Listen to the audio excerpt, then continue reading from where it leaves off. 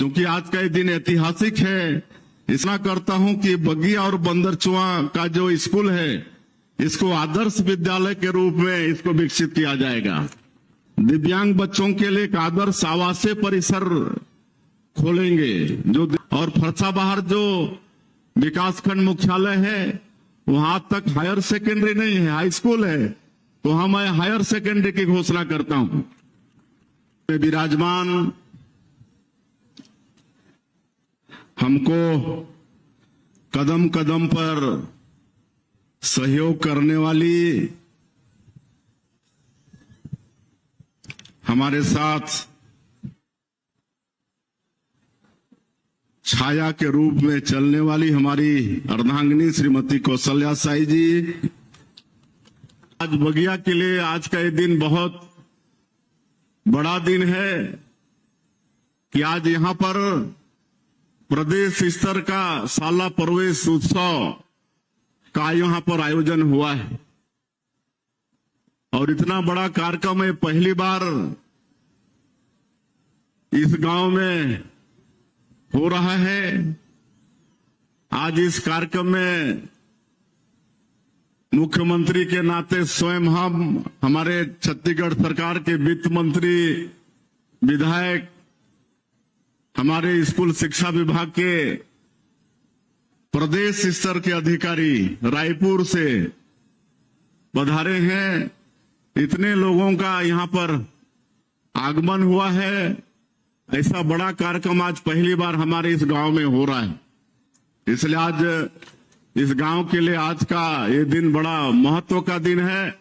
आज हमारा ये गांव धन्य हुआ है। मैं आज के इस अवसर में इस गांव का माटी पुत्र होने के नाते आप सभी लोगों का हृदय से अभिनंदन करता हूं, स्वागत करता हूं। और आज जितने भी नव प्रवेशी बच्चों का हम लोग तिलक चंदन लगाकर, उनको लड्डू खिलाकर, उनको स्कूल बस्ता वगैरह देकर आज शाला प्रवेश कराए हैं, ऐसे सभी देश के कर्णधारों का बहुत बहुत मैं अभिनंदन स्वागत करता हूं। उनको शुभकामनाएं देता हूं, उनके उज्जवल भविष्य की मैं कामना करता हूं। और साथ ही साथ आज 10वीं 12वीं बोर्ड के एग्जाम में जो उत्कृष्ट हमारे बेटा बेटी हैं उनका भी हम लोग सम्मान किए हैं, जो उत्कृष्ट खिलाड़ी हैं उनका भी सम्मान किए हैं, और जो उत्कृष्ट राष्ट्र के निर्माता कहे जाने वाले शिक्षक वृंद हैं उनका भी सम्मान किए हैं। उनको भी मैं बहुत बहुत बधाई देता हूं, शुभकामनाएं देता हूं। सबके मैं उज्जवल भविष्य की कामना करता हूं। 16 जून को हम लोग शाला प्रवेश उत्सव मनाते हैं, लेकिन इस साल गर्मी बहुत पड़ रही थी। अभिभावकों का लगातार फोन आ रहा था कि छुट्टी बढ़ा देना चाहिए, छोटे छोटे बच्चों को तकलीफ होगी, और इसलिए एक सप्ताह की छुट्टी हम लोग बढ़ा दिए थे। और फिर एक सप्ताह बाद स्कूल खुला और शाला प्रवेश का कार्यक्रम शुरू हुआ। और आज हम लोग यहाँ पर प्रदेश स्तर के शाला प्रवेश उत्सव में उपस्थित हैं। आज मैं कहना चाहूंगा हमारे बेटा बेटियों से, स्कूली भाई बहनों से, कि हमारा ये गांव है बगिया, यहीं मेरा जन्म हुआ है। और ये जो पीछे बिल्डिंग दिख रहा है पक्का का, जब हम प्राइमरी स्कूल में पढ़ते थे, 1ली से 5वीं यहीं पर पढ़े, उस समय पक्का का स्कूल नहीं था, कच्चे दीवार का स्कूल था, छानी खपरे का स्कूल था जिसमें हमने पढ़ाई की। और हर शनिवार को हम लोग घर से गोबर लाते थे, एक एक बालक एक एक बालिका सब घर से थोड़ा थोड़ा गोबर लाते थे, और हर शनिवार को फर्श की लिपाई करते थे और साल में पूरे ग्रामवासी मिलकर वो छत का मरम्मत करते थे। और उसके बाद भी बरसात के दिनों में पानी टपकता था। जब कक्षा में बैठते थे तो उस समय टाटपट्टी वगैरह भी नहीं होता था। हम लोग घर से चटाई लेके आते थे, तो चटाई को इधर उधर खिसकाते थे। बरसात के दिनों में पानी टपकता था, तो वो दिन में हम लोग पढ़ाई किए हैं। और आज तो कितना विकास हो गया है। आज यहां प्राइमरी स्कूल था, लेकिन यहां पर 5वीं बोर्ड का सेंटर नहीं था।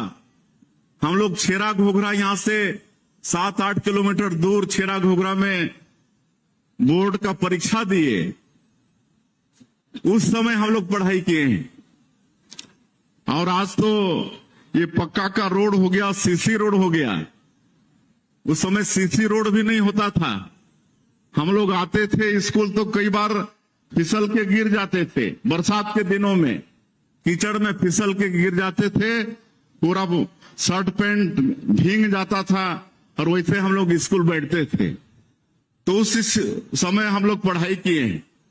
इसलिए मेरा आग्रह होगा कि आज काफी विकास हुआ है, तो अच्छे से पढ़ाई करिए, मेहनत लगा के पढ़ाई करिए।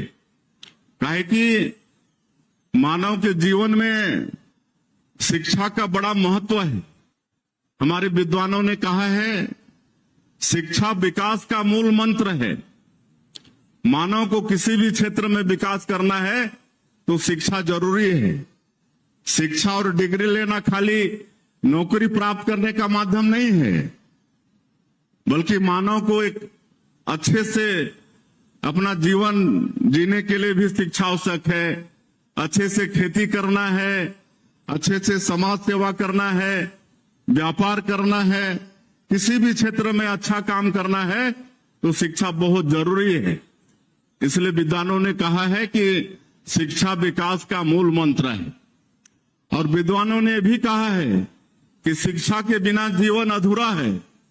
आप लोग देखते हैं कि एक पढ़ा लिखा कैसे जीवन व्यतीत करता है और एक अनपढ़ व्यक्ति कैसे जीवन व्यतीत करता है। निश्चित रूप से दोनों के जीवन में बहुत फर्क होता है। इसलिए ये शिक्षा का बड़ा महत्व है। और आज आप सब लोग जानते भी हैं कि हमारा ये देश विश्व गुरु रहा है। प्राचीन काल से ही शिक्षा के क्षेत्र में बड़ा प्रसिद्ध रहा हमारा ये देश। दुनिया के बच्चे हमारे देश में पढ़ने आते थे। यहाँ पर नालंदा विश्वविद्यालय, तक्षशिला विश्वविद्यालय, ये सब में विदेशों से बच्चे पढ़ने आते थे। विश्व गुरु कहलाता था हमारा ये भारत देश। प्राचीन काल से ही शिक्षा का महत्व हमारे देश में है। आज हमारी सरकार ये शिक्षा अच्छा से अच्छा हो, इसके लिए बहुत प्रयास कर रही है। एक तो नई शिक्षा नीति 2020 ये हम लोग छत्तीसगढ़ में लागू किए हैं।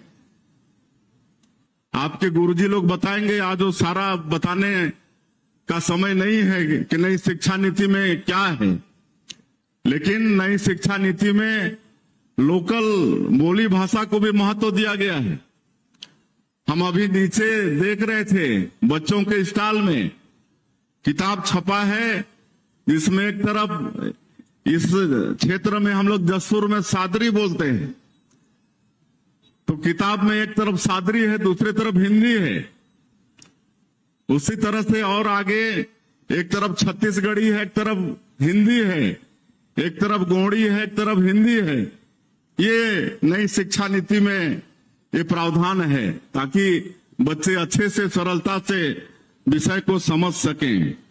और एक पीएम श्री योजना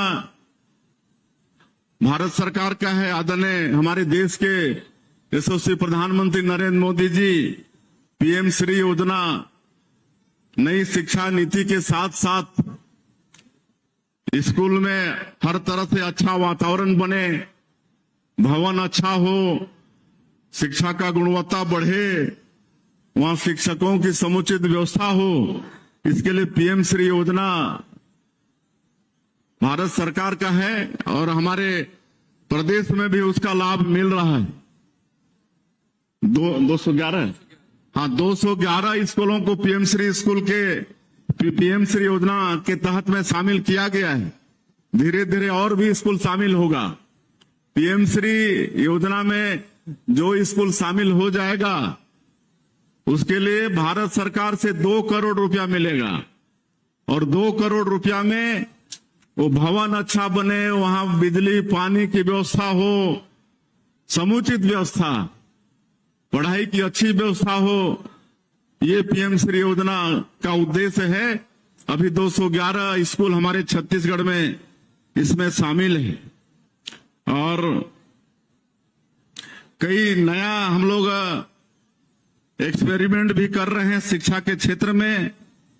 एक तो इस बार समर कैंप, ये समर कैंप पहले प्राइवेट स्कूल में होता था, लेकिन इस बार हम लोग सरकारी स्कूल में भी शुरुआत किए हैं। गर्मी के दिनों में समर कैंप और इसका भी बड़ा अच्छा लाभ मिला है।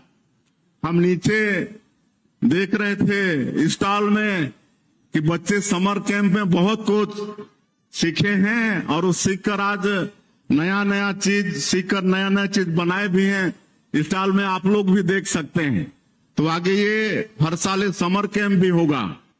एक हम लोग पीटीएम मतलब शिक्षक और अभिभावकों का मिलन प्राइवेट स्कूलों में होता है, पीटीएम साल में एक बार।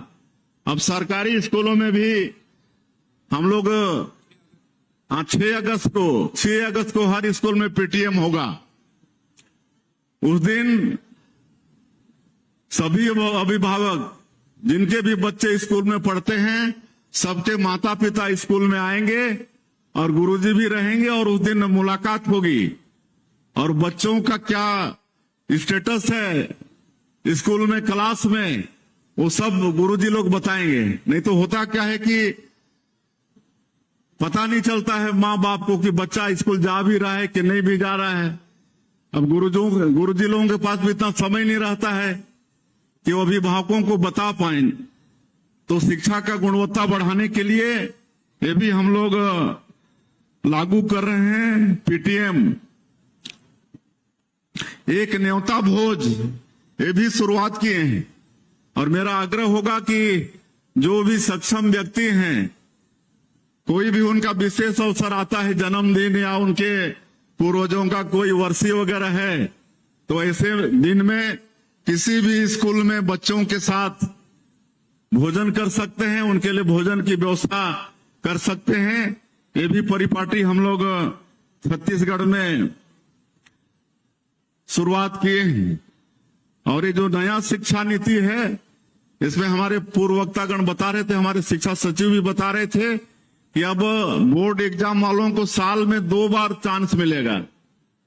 2 बार।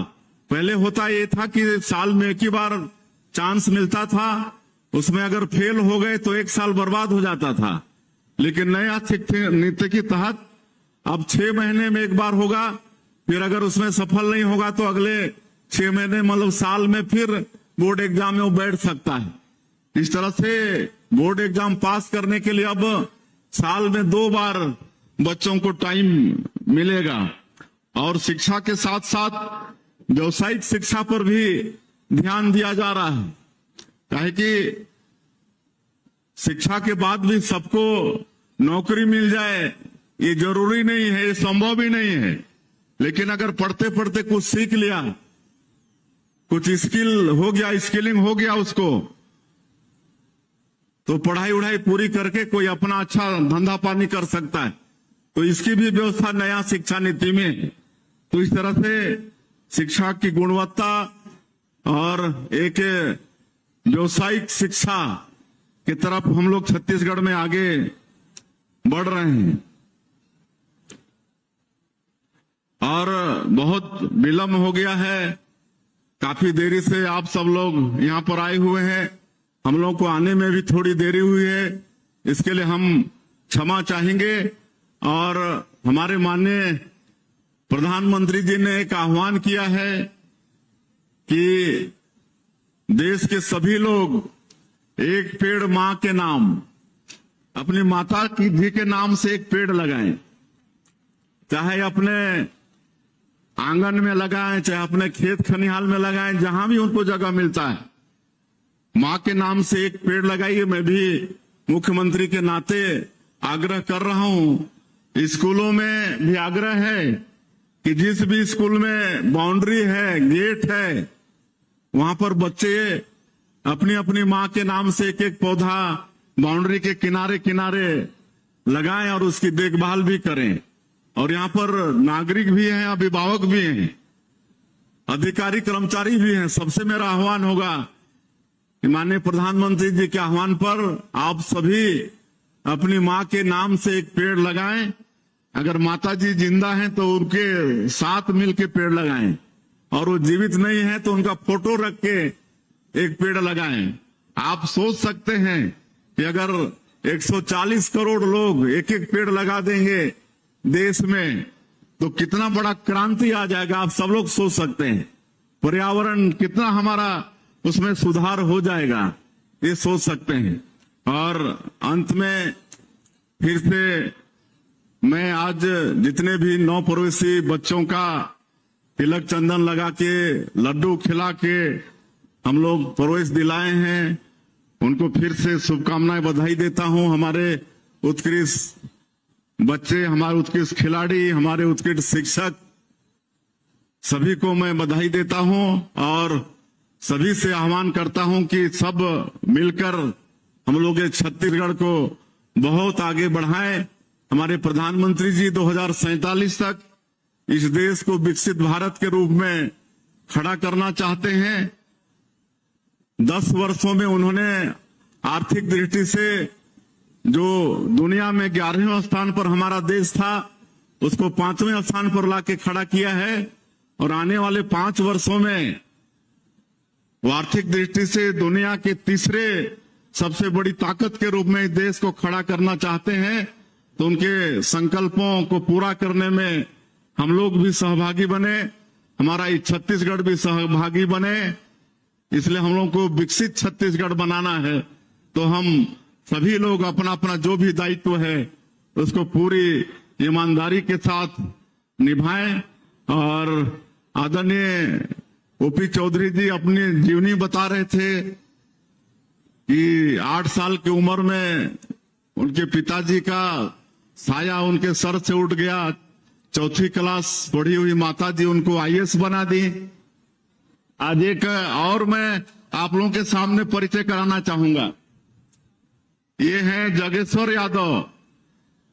हाफ पैंट पहनते हैं, फुल पैंट कभी पहने थे जीवन में? कभी फुल पैंट नहीं पहने हैं, कभी चप्पल नहीं पहनते हैं। और इनका पूरा जीवन कोरवा बिरहोर लोगों के लिए समर्पित है। कोरवा बिरहोर कहने से विशेष पिछड़ी अनुसूचित जनजाति, जो राष्ट्रपति के दत्तक पुत्र कहे जाते हैं, उनके लिए पूरा जीवन इन्होंने समर्पित कर दिया है। ये बिरहोर लोगों का भाषा, कोरवा लोगों का भाषा वो भी सीख गए हैं और खुद यादव समाज से हैं। लेकिन देखिए कल्याण आश्रम में पढ़ाई किए और इतना बड़ा इनको प्रेरणा मिला कि आज पूरा जीवन कोरवा बिरहोर लोगों में समर्पित कर दिए। पिछले समय जब कोविड का प्रकोप था तो हमारे रायगढ़ जिला के कोरवा बंधु लोग वैक्सीन नहीं लगा रहे थे, कोई वैक्सीन लगाने को तैयार नहीं थे। तो वहां के कलेक्टर को किसी ने बताया कि आप वो जगेश्वर यादव को ले आइए, अगर वो बोलेंगे तो सब लाइन से वैक्सीन लगवा लेंगे। अब इनको पकड़ के ले गए तो ये एक बार ये उनकी भाषा में बोल दिए तो सब लाइन लगा के वैक्सीन लगवा लिए। तो ऐसा उनके मसीहा, इनको अभी पद्मश्री अवार्ड मिला है। हमारे देश की राष्ट्रपति श्रीमती द्रौपदी मुर्मू इनको पद्मश्री से पुरस्कृत किए हैं। तो इनसे भी सीख लेने की आवश्यकता है। एक व्यक्ति अगर चाहे दूसरों की भलाई के लिए, दूसरों के हित के लिए, तो बहुत कुछ कर सकता है। तो चूंकि पद्मश्री है, हम लोगों के जसपुर के लिए भी गौरव की बात है, इसलिए इनका परिचय मैं आप लोगों के समक्ष कराया।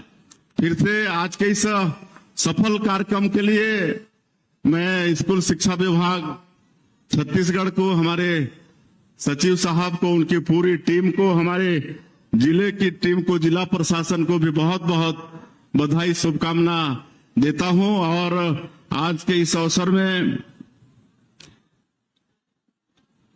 क्योंकि आज का ये दिन ऐतिहासिक है, इसलिए मैं घोषणा करता हूं कि बगिया और बंदरचुआ का जो स्कूल है, इसको आदर्श विद्यालय के रूप में इसको विकसित किया जाएगा।